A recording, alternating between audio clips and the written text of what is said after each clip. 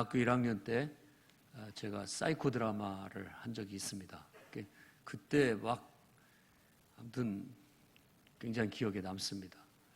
사이코 드라마라는 것은 연극인데 그 심리학과에서 매년 하는 그런 행사 중에 하나입니다.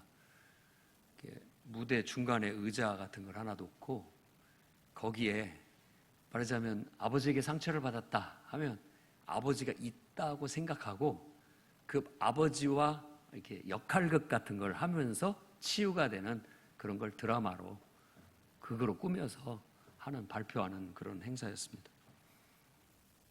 지금도 이제 그 심리학과 그 밴드에 글 올라오는 거 보니까 지금도 사이코 드라마를 하고 있더라고요. 오늘 엔돌에 신접한 여인을 찾아간 사울은 바로 그런 심리치료를 받고자 간 거라고 생각해 볼 수 있습니다. 상황은 이렇습니다. 블레셋이 지금 이스라엘을 침략해 옵니다. 그래서 수넴이라는 곳에 진을 쳤어요. 그리고 이스라엘은 이제 길보아라고 하는 곳에 진을 치고 싸움을 싸우려는 마크 찰나입니다. 그런데 지금은 상황이 완전히 달라졌어요. 그동안 블레셋의 승기를 잡고 꼼짝 못하게 했던 다윗은 지금 블레셋 군대 속에 있습니다. 그러니 다윗은 다윗대로 자기가 지금 적편에 서가지고 이스라엘 백성과 싸워야 하는 딜레마에 빠져 있고, 그리고 사울 왕은 이제 블레셋과의 싸움을 싸우는데 굉장히 절망적인 상황에 놓여져 있습니다. 그는 싸움 자체를 싸우기도 전에 벌써 두려움에 사로잡히게 되었고, 그 싸움이 아주 이제 그냥 절망적인 상황에 놓여 있어서 하나님께 기도를 해봐도 하나님도 침묵하시고, 사무엘 선지자는 일찍이 죽어서 없어요.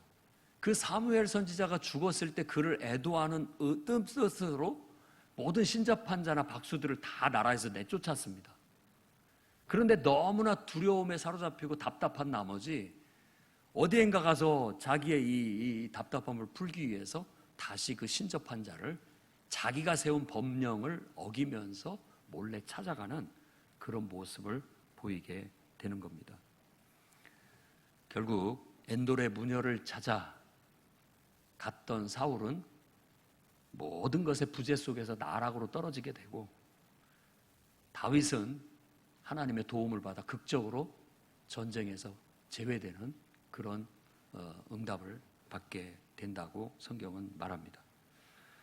저는 이 본문의 말을 통하여 사울 왕이 나락으로 떨어지는데 부재했던 이 세 가지, 그리고 누구든지 우리가 인생을 살아가면서 인생의 여러 가지 난처한 상황, 당황스러운 상황 속에서 우리가 붙잡아야 할 세 가지, 바로 그것을 여러분에게 하나님 말씀으로 오늘 전하고자 합니다. 그 첫 번째는 지혜입니다.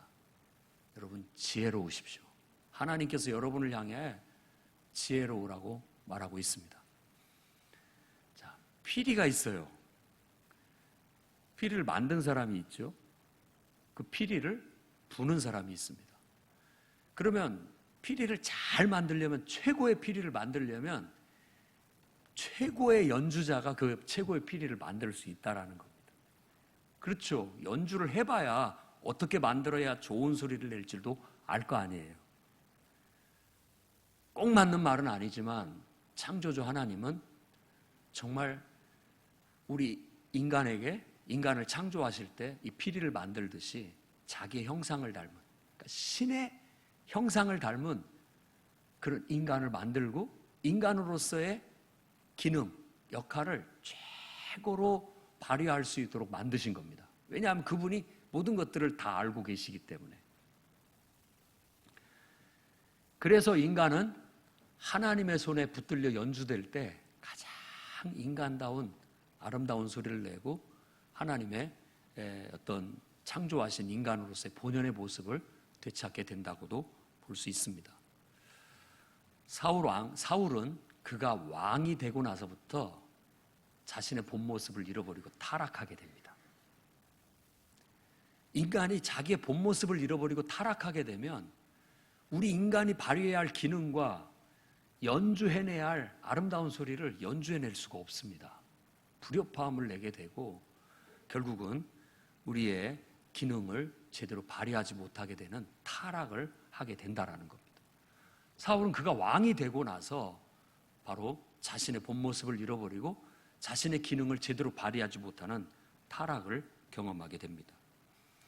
그 이유는 그가 분별력을 상실했기 때문이라고 말씀에서 찾아볼 수가 있습니다. 인간이 분별력을 갖는다라는 건 그걸 다른 말로 지혜라고 얘기를 하는 겁니다. 그러니까 그것은 성경에서는 하나님을 경외하는 데서 온다. 모든 지식의 근본은 하나님을 경외하는 데서 온다는 말씀에 근거해서 모든 것의 시작은 하나님을 알고 그분을 경외하는 정신에서부터 시작되는 겁니다.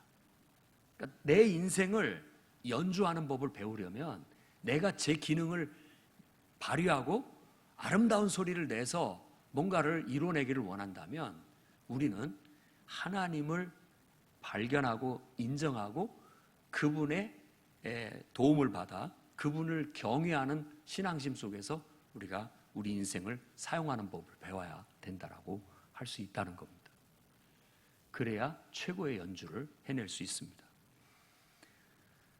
인간이 분별력을 갖기 위해서는 하나님을 알고 하나님의 눈에 우리 눈을 맞추고 하나님의 마음에 우리 마음을 맞출 때 가능합니다. 그러니까 진정한 창조주의 눈과 창조주의 마음에 우리가 동일시될 때 인간의 참모습을 발견하게 되고 인간으로서의 제 기능을 발휘할 수 있게 된다라는 뜻입니다. 그런데 우리가 하나님을 인정하거나 하나님을 경외하는 그 신앙심이 약해지게 되면 인간은 자유의 탈을 쓴 욕망들에 장악되고 만다는 겁니다. 우린 자유민주주의에 살고 지금처럼 자유가 이렇게 숭상되는 적이 거의 없었다고 할 수 있습니다. 그런데 요즘 세상은 이제 옛날 억압되고 살았을 때는 자유가 굉장한 미덕이었지만 자유가 난무하고 있는 때는 자유가 그렇게 미덕이 되지 못합니다. 오히려 많은 사람들이 자유의 탈을 쓴 욕망들을 숭상하고 있는 경우들을 너무나 많이 보게 됩니다. 그래서 자유가 만연할 때는 그렇다고 그래요. 자녀들이 아버지를 존중하지 않는답니다. 아버지의 말을 무시하게 돼요. 왜냐하면 자유니까. 자기 자유를 억압하지 말라고 얘기한다는 거예요. 그리고 또 선생님을 무서워하지도 않고 선생님의 말을 무시하게 된다는 겁니다. 왜냐하면 자유를 숭상하는 사람에게 있어서 그 자유를 조금만 타치하거나 제지하면 예민하게 반응을 하는 거예요. 내 자유인데 왜 건드리십니까? 라는 식으로 발휘를 하게 된다는 거예요. 그러나 우리가 보는 것은 제대로 된 자기 역할을 잘하지 못하고 제 기능, 제 역할을 하지 못하기 때문에 그 자유에 제한을 걸고 또 그 자유를 타치하고 거기에서 분별력을 제대로 가지라고 가르치고 있는 것이라는 건 우리는 확실히 알 수 있습니다. 그런데 이 욕망이라는 건 제한이 없어요. 자유라는 것도 끝이 없습니다. 자유를 주면 더 많은 자유를 원하기 때문에 조금만 제지를 가해도 그 자유를 손상시킨다고 생각하며 분별력을 잃어버린다는 거예요. 제가 이 말을 드리는 것은 사람들이 분별력을 갖지를 못한다는 거예요. 거기에 장악되었기 때문에 그렇다는 것입니다. 제대로 된 분별력은 우리를 창조하신, 나를 만드신 그분을 인정하고 그분이 우리를 어떤 소리, 가장 아름다운 소리를 연주해내기 위해서 연주해보고 가장 소리를 아름답게 내기 위해서 만드셨다라는 것을 인정을 하고 그분을 경외할 때 올바른 분별력을 가지고 제 기능을 발휘할 수 있게 된다는 겁니다. 제발 저나 여러분이나 또 우리의 자녀들이 이 지혜를 배울 수 있었으면 좋겠습니다. 하나님을 통한 하나님을 믿는 믿음을 근거로 한 분별력, 창조주를 인정하는 속에서 갖게 되는 분별력을 가질 수 있을 때 우린 지혜를 갖게 되는 겁니다. 아인슈타인이라는 우리는 훌륭한 과학자를 압니다. 근데 그 과학자는 이렇게 얘기를 했다고 해요. 공공연하게. 나는 이러저러한 과학 현상이나 또 스펙트럼에 관심이 있지 않다. 그것은 평생 내가 해온 일이다. 내가 정말로 관심 있는 것은 하나님을 알고 싶다. 어떻게 하나님이 이 세상을 창조하셨는지, 하나님이 창조하신 이 세상에 대해서 나는 알고 싶다라고 그렇게 얘기를 했다는 거예요. 저는 그 말이 공감이 됩니다. 나를 아는 것은 곧 하나님을 알아가는 겁니다. 나를 아는 것 자체에서 우리는 하나님을 발견하게 되고 하나님을 알아가게 되는 거예요. 우리가 학교에서 공부를 하고 책을 보고 인생을 경험하고 체험하는 모든 것들은 어쩌면 하나님을 알아가는 겁니다. 아는 만큼 보이고 아는 만큼 분별할 수 있게 되는 것입니다. 그래서 저는 여러분들이 교회에서 하나님 앞에 기도만 하면 하나님께서 우리에게 지혜를 주신다라는 편협된 생각에서 벗어날 수 있기를 바랍니다. 이건 그게 아닙니다. 우리가 기도를 하다가 뭐가 궁금하면 찾아가 봐야 됩니다. 기도를 하다가 뭐가 궁금하고 알고 싶은 것이 있으면 현장을 가야 됩니다. 그리고 연구하고 조사해야 됩니다. 그리고 나서 다시 기도의 자리에 와서 그걸 종합 분석할 때 지혜가 나오는 거예요. 우리가 보통 선지자들이 하나님의 뜻을 우리에게 계시할 때 그냥 골방에서 하나님께서 딱딱 말씀만 주시면 그걸 갖다가 우리가 전달한다라고만 생각하지만 전혀 그렇지 않습니다. 선지자들은 요즘 말로 하면 정보부예요. 정보부. 온 전국에 자기의 사람들을 다 보내고 또 다른 나라에게까지도 자기 사람들을 보내서 정보를 수집합니다. 그러면 우리가 선지자라고 알고 있는 그 사람의 이름들, 이사야, 에레미야 이런 사람들의 이름은 그 사람들은 뭐냐? 대표자예요, 대표자. 그 사람이 모든 정보를 수렴을 해서 그걸 하나님 앞에 딱 놓고 종합, 분석, 분별을 하는 거예요. 그 속에서 정금과 같은 하나님의 말씀을 찾아내고 그것을 사람들한테 외치게 돼서 바른 길을 제시해 나가게 되는 겁니다. 저는 모든 성도들이 세상 모든 사람들보다 지혜로운 사람이라고 믿습니다. 성도들은 하나님의 눈으로, 하나님의 마음으로 우리가 듣는 정보, 보는 정보, 또 관찰하고 체험한 모든 정보들을 가지고 하나님 앞에 설 줄 알기 때문에, 그래서 그것을 하나님의 눈으로, 하나님의 마음으로 종합 분석할 줄을 알고 그 속에서 본질을 찾아내고 그 속에서 참된 인생의 지혜를 우려내는 거예요. 용광로 속에서 불순물들을 다 제거해내고 정금을 뽑아내듯이 하나님의 말씀을, 하나님의 지혜를 거기서 찾아내는 사람들이에요. 그래서 하나님을 믿는 사람은 지혜로운 겁니다.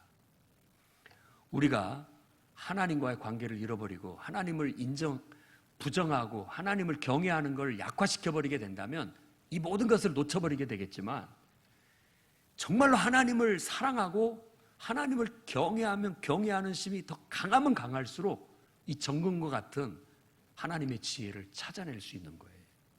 성경에는 그 지혜가 번득번득하면서 황금처럼 우리의 눈에 들어오고, 잠언서의 지혜는 바로 그런 하나님의 눈과 하나님의 마음으로 헤아려 봤을 때 우리 인생에 담겨져 있는 뜻과 의미를 찾아서 우리에게 전해주는 지혜의 말이 되는 것입니다. 우리들이 오늘을 살아가면서도 우리와 우리의 자녀들이, 저는 이런 분별력을 배울 수 있었으면 좋겠습니다. 기도하십시오. 기도하다가 알고 싶은 것이 있고 궁금한 것이 있으면 책을 가서 보고 연구하고, 현장에 가서 직접 경험해보고 조사하고 연구하셔야 됩니다. 발품을 팔지 않고 책이라는 간접 경험을 통해서 탐구하고 조사하고 연구하지 않고 지혜는 나올 수 없습니다. 그러니 예배당에 앉아서 기도만 한다고 다 되는 건 아닙니다.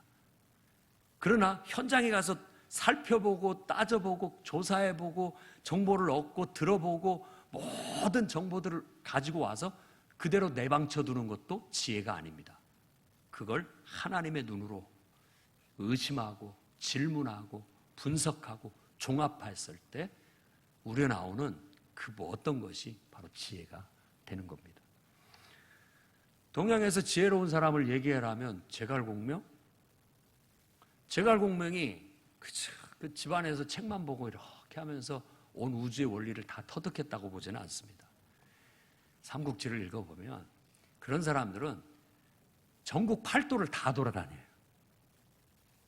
지형지물을 익힙니다. 언제 써먹을지는 모르지만 지형지물을 다 익혀요. 지리를 익히고 풍토를 익히고 사람의 심리를 읽어내고 모든 사람들을 연구하고 그런 것들이 종합적으로 되니까 거기에서 지혜가 나오는 거예요. 우리는 적벽대전에서 큰 승리를 얻은 게 뭐 어떤 주술적인 힘인 것처럼 이렇게 보여지지만 그것도 가만히 가서 관찰을 해보니까 자연의 현상이 바람이 북서풍이 계속 부는데 어느 날은 거꾸로도 불 때가 있다라는 거예요. 주기가 있어요. 그걸 발견해내니까 그걸 이용해 먹을 수가 있게 되는 지혜를 얻게 되는 거잖아요. 그냥 되는 게 아닙니다. 그런 분별력, 이게 바로 지혜인 것이죠. 그래서 저는 성도들 그리고 우리의 자녀들이 공부하는데 게으르지 않았으면 좋겠고 궁금한 것이 있으면 물어도 보고 찾아다 가보고 책도 보고 연구할 줄 아는 그런 사람들이 되어서 하나님이 주신 지혜로 번뜩번뜩이는 그 황금과 같은 그런 지혜를 얻어서 탁월하게 인생을 살았으면 좋겠어요. 제발 우리들의 자유라는 이름의 그 욕망 속에 우리가 매몰되어져서 결국 분별력을 잃어버리고 그냥 흘러내려가는 인생이 안 됐으면 좋겠어요. 아이들이 그래서 그런 분별력 없이 내 맘이에요. 왜 자꾸 타치하세요? 하면서 무의미하게 게임이나 즐기고 무의미하게 핸드폰이나 쳐다보면서 시간을 허송하고 이렇게 살기를 원치 않습니다. 궁금한 것이 있으면 가서 현장에도 쫓아가 보고 책도 가서 찾아보고 좀 움직일 수 있는 지혜로운 아이들로 자랐으면 좋겠습니다. 하나님의 눈과 마음으로 넓게 세상을 보고 그 속에 뛰어들어 연구하고 조사하고 많은 정보를 얻어내고 그래서 하나님의 참된 지혜를 얻어 누구보다도 탁월하게 사는 성도들 그리고 우리 자녀들이 되기를 주의 이름으로 축원합니다. 두 번째로는 용기입니다. 용감하라. 하나님이 오늘 여러분에게 용감하라고 말씀하고 계십니다. 사울은 왕이 되고 나서 오히려 더 두려움에 시달립니다. 왜 그럴까요? 그 이유는 그 마음이 하나님께 뿌리를 두지 못했기 때문이라고 볼 수 있다는 겁니다. 반석 위에 세워진 집은 풍랑이 일어도 흔들리지가 않는데 모래 위에 집은 비바람이 몰아치면 그냥 무너져 내려버리고 만다라는 거예요. 우리 인간이라는 존재는 창조주 하나님께서 우리에게 말씀해 주시기를 우리는 하나님이라는 반석 위에 우리의 인생을 세울 때 가장 안정적이다. 안정적이라는 거예요. 그런데 우리 인생이 하나님 말씀과 하나님께 우리의 뿌리를 두지 않게 된다면 다른 것에 뿌리를 두게 됩니다. 사람, 또 물질, 그 외에 세상에 변화무쌍한 것들에게 우리가 뿌리를 내리게 돼요. 사람은 바람 같은 존재예요. 특히 인간의 인기라는 것은 바람입니다. 그런 것에 의지해서 인기가 높을 때는 우쭐대다가 바람 빠지듯이 싹 빠져버리고 변화무쌍한 인간들의 그 마음에 우리를 의지했다가는 나락으로 떨어지는 거예요. 우울증에 시달리고 편집증에 시달리는 겁니다. 사울은 우울증과 편집증에 시달리는 대표적인 인생이에요. 왜? 그가 하나님 말씀과 하나님께 그 마음을 의지하지 않고 사람에게 뒀기 때문에 그렇습니다. 백성들의 인기를, 백성들의 지지를 얻으려고 그렇게 다독이다 보니까 이 백성들은 변화무쌍하잖아요. 그러니까 혹시라도 나를 떠날까, 혹시라도 인기를 잃어버릴까, 이런 것들에 초조해야 하고 두려워 떨게 되는 거예요. 자기를 위해 충성하는 부하인 다윗 왕도 얼마나 그가 용맹스럽게 싸워줘서 블레셋을 이겨먹고 얼마나 좋은 일입니까? 그럼에도 불구하고 백성들이 다윗을 칭찬하는 소리에 자기의 우울증은 더해지고 편집증이 더해지면서 불안에 떨게 되는 거예요.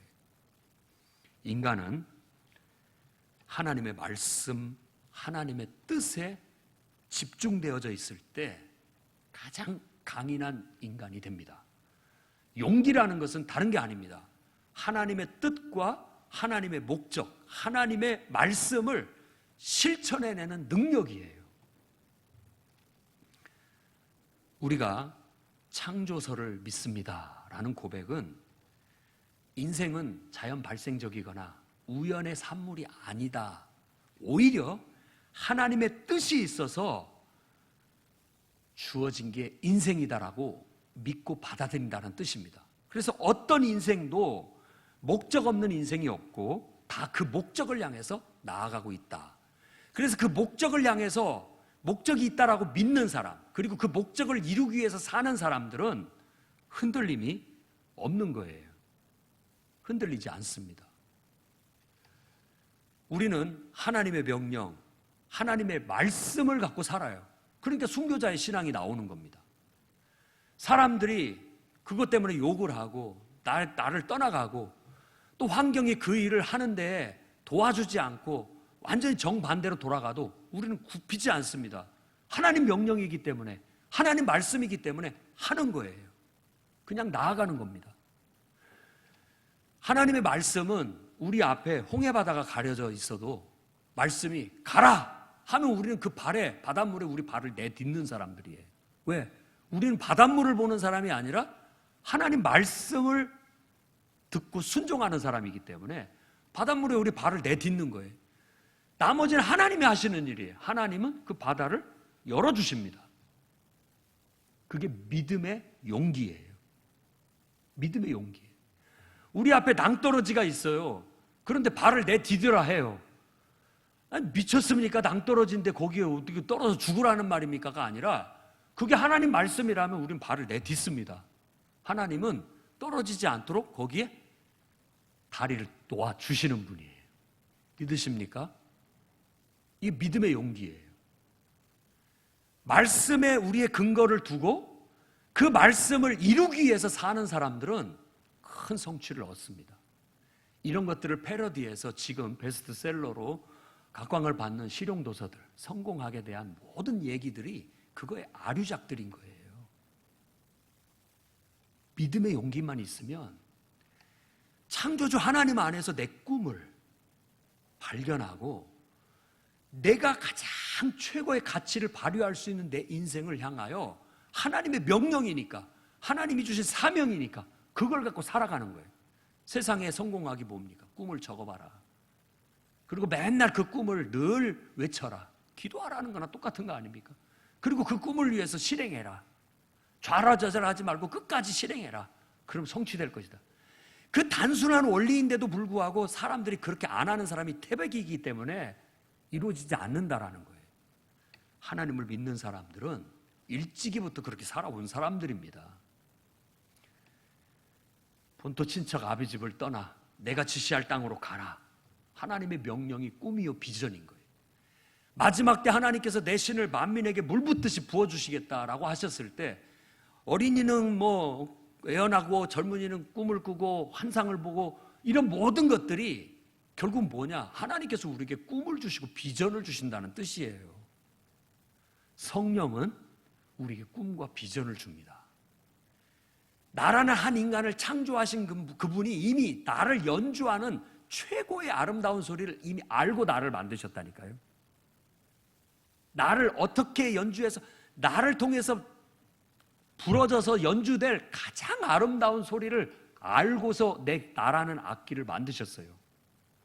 우리는 그러면 나를 만드신 그분과 소통하면서 내가 최고의 아름다운 소리를 연주해낼 수 있도록 자꾸만 소통하면서 훈련해 나가야 되는 것이죠. 그럴 때 최고의 능력들을 발휘할 수 있게 되는 겁니다. 하나님을 믿는 믿음, 그것을 우리를 용감하게 만듭니다. 주위 사람들에게 여러분의 초점을 흐리지 마십시오. 환경에 여러분의 초점을 흐리지 마십시오. 자꾸만 그것들을 바라보게 된다면 두려움이 우리를 결박하여 꼼짝도 못하게 만들고 능력 발휘를 못하게 만들어버리고 말 겁니다. 사울 왕처럼 두려움 속에 떨며 그저 죽음의 어두운 그림자만 바라볼 뿐인 것입니다. 그러나 우리가 하나님께 집중을 하고 하나님의 뜻과 말씀에만 집중을 하고 그것에서부터 동기를 찾고 그 말씀을 이루기 위해서 용기를 내서 실천하고 움직이게 된다면 홍해바다가 열리는 경험을 하게 될 것이고 여러분 앞에 골리앗이 쓰러지는 그런 경험들을 하게 될 겁니다. 저는 우리 성도들과 우리 자녀들이 용감했으면 좋겠습니다. 여러분을 창조하신 하나님도 여러분을 향해서 그렇게 말씀해요. 용감해라. 기죽지도 말고 낙심하지도 말고 내가 너를 만들었고 내가 너에게 정말 너의 인생을 계획했고 최고의 아름다운 인생을 살도록 내가 지금 너를 이끌고 있다. 그러니까 나만 믿고 나만 바라보고 나를 힘입어서 마음껏 능력을 발휘하고 떨치고 살아라. 주님은 오늘 우리에게 그렇게 말씀하고 계십니다. 우리는 그저 거기에 초점을 맞추고 나머지는 하나님께 맡겨드리면 됩니다. 세 번째는 절제하라는 겁니다. 절제를 배워야 됩니다. 사울은 왕이 되고 나서 자기 통제력을 잃어버립니다. 이게 제일 무서운 일이고 가장 불쌍한 겁니다.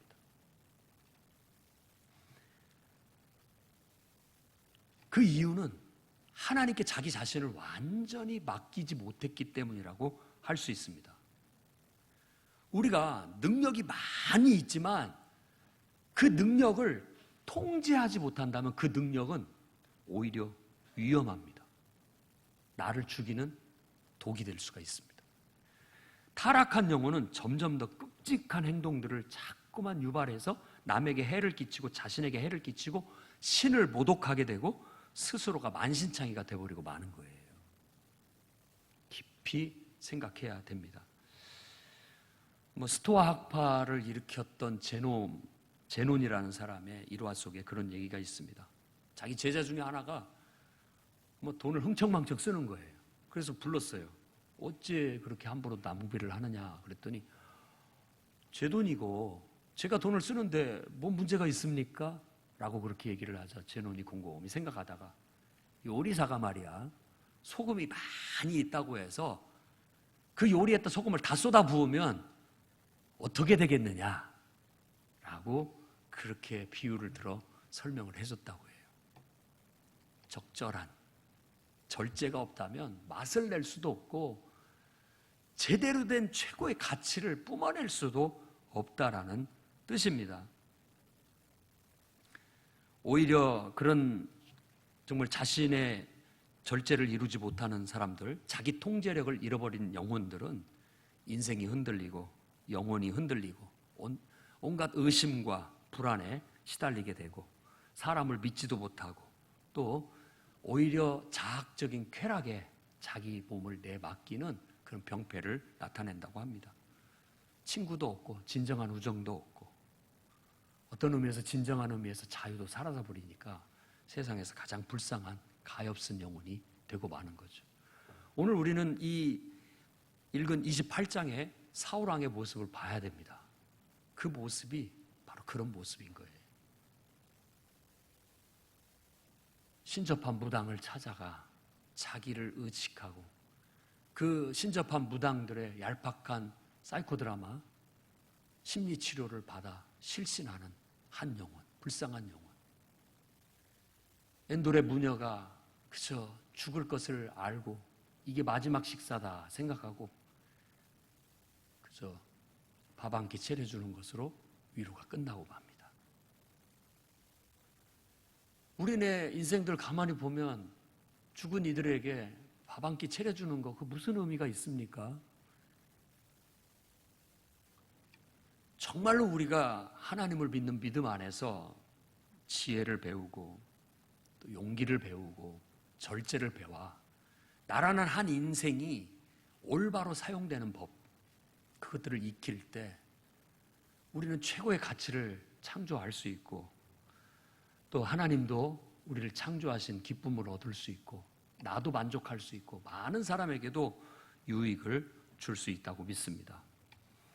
다윗이 하나님이 기름 부음 받은 사울 왕을 죽일 수 있는 기회가 여러 차례 있었지만 그 앞에서 멈출 수 있었던 거 다른 거 아닙니다. 하나님 말씀 때문이었어요. 하나님이 싫어하시니까, 하나님이 금하시니까 멈출 수 있었던 겁니다. 그게 바로 절제죠. 아무리 능력이 강해도 통제하지 못한다면 그건 흉기가 되는 겁니다. 우리가 우리 인생을 잘 연주하려면, 자, 스승님께서 오셔가지고, 자, 손을 잡아주고 이렇게 연주하는 거야. 이렇게 같이 해줘 봅니다. 그러면서 살짝 손을 떼어줘요. 그러면 우리는 그분의 연주하는 법을 배워서 가장 아름다운 소리를 낼 수 있는 걸 배워가는 거예요. 그것이 바로 예수 믿으라는 겁니다. 예수님께 내 인생을 맡기고, 전적으로 맡기고, 그분이 내 운전대를 좀 맡아주실 수 있도록, 그래서 그분을 통해서 온전한 통제력을 배울 때까지는 철저히 믿음으로 그분께 의탁하고 맡기고 우리의 삶을 살아내라는 겁니다. 그래서 달릴 때 달리고 멈출 때 딱 멈출 수 있는 길들여진 절제된 인생들이 되라는 겁니다. 잘 길들여진 야생마는 왕의 마차를 끄는 훌륭한 명마가 되는 겁니다. 길들여지지 않으면 아무짝에 쓸모가 없습니다. 하나님을 통해서 지혜를 얻고 용기를 배우고 절제를 배워 우리 인생 사용법을 제대로 알고 각자의 인생의 최고의 연주를 연주해낼 수 있는 저와 여러분이 되기를 바랍니다.